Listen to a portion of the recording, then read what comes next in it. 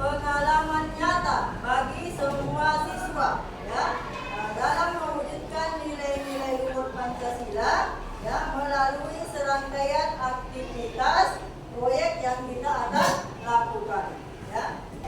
Adapun tujuan pembelajaran kita pada hari ini ya yang terkait dengan P5 ya. Nah, siswa mampu mengenali berbagai permainan tradisional yang ada di Indonesia. Kemudian siswa memahami nilai-nilai budaya dan moral yang terkandung dalam permainan tradisional. Ya, kemudian siswa mampu mempraktekkan salah satu permainan tradisional secara berkelompok. Kemudian siswa menunjukkan sikap kerjasama, gotong royong, dan menghargai budaya lokal. Kita masuki materi yang ada kita bahas pada hari ini, yaitu tentang permainan tradisional. Ya, ini mungkin sering kita lakukan, ya, atau sering kita laksanakan baik itu di lingkungan sekolah maupun di lingkungan rumah kita ya. Ada yang tahu tentang pengertian permainan tradisional? Saya, Bu. Nah, silakan. Permainan tradisional merupakan permainan yang diwariskan secara turun-temurun dalam satu budaya atau masyarakat. Jadi itu tadi jawaban daripada pengertian permainan tradisional ya.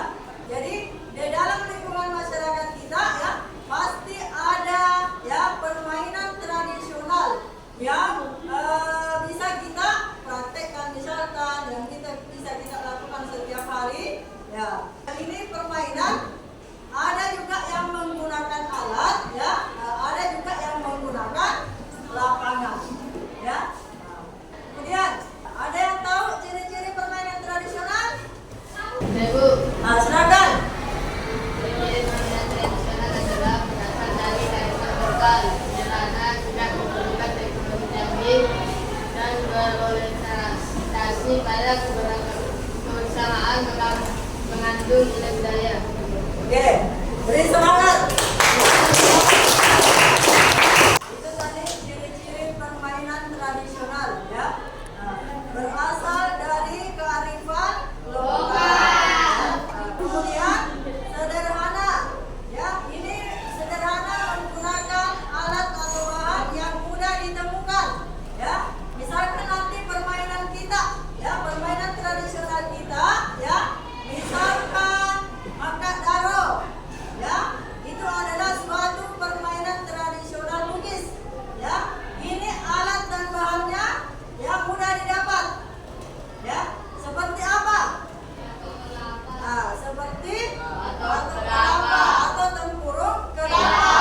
Nah, kemudian tali ya. Nah, itu mudah didapatkan ya. Nah, kemudian tidak memerlukan teknologi canggih. Nah, maksudnya di sini tidak menggunakan teknologi canggih. Nah, kita melakukannya secara langsung ya. Nah, tanpa mencari bahan dan alatnya yang susah. Kemudian berorientasi pada kebersamaan ya. Umumnya ini dilakukan secara berkelompok. Kemudian mengandung nilai budaya ya, mengajarkan nilai-nilai seperti sportivitas, kerjasama, dan tanggung jawab ya. Kemudian manfaat permainan tradisional yang pertama melatih fisik ya. Jadi banyak permainan tradisional yang melibatkan gerakan tubuh ya, sehingga dapat menjaga kesehatan kita ya. Contohnya apa kira-kira? Nah, manggasing ya. Itu adalah membutuhkan tenaga ya. Supaya kita bisa melakukan kegiatan tersebut.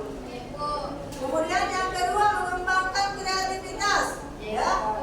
Pemain diajak untuk menggunakan imajinasi dan inovasi dalam bermain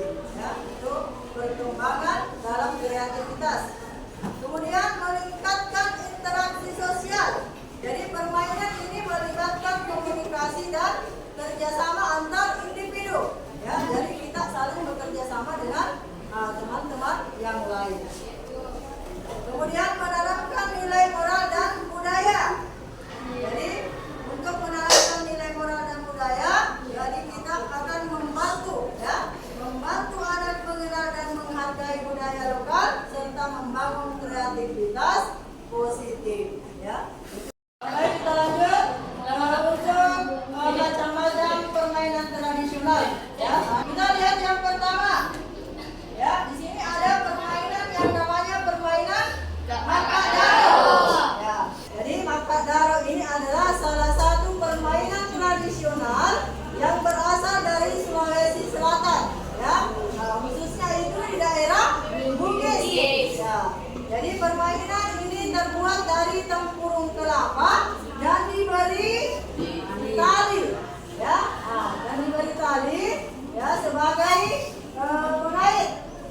Ini kita bisa mengambil contoh.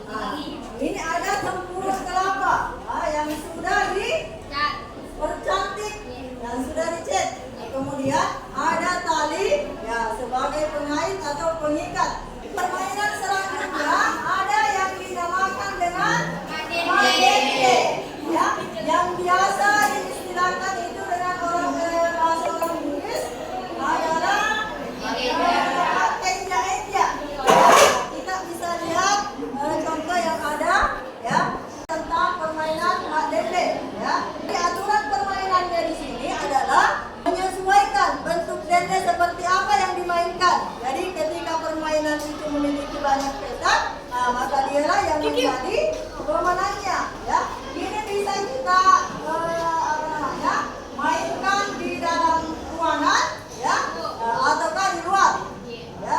Kemudian permainan selanjutnya adalah permainan mangasi. Nah, siapa yang biasa lakukan ini? Permainan mangasi.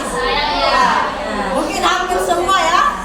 Hampir semua bisa melakukan permainan ini.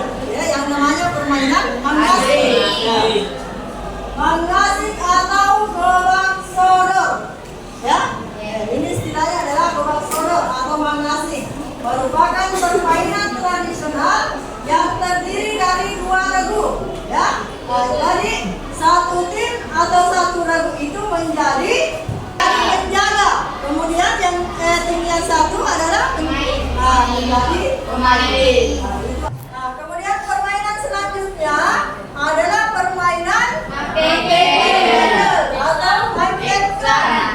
Ya, kita cuma menggunakan apa? Bola Menggunakan bola kasti atau kerang-kerang, ya, ataukah batu-batu kecil yang bisa kita gunakan.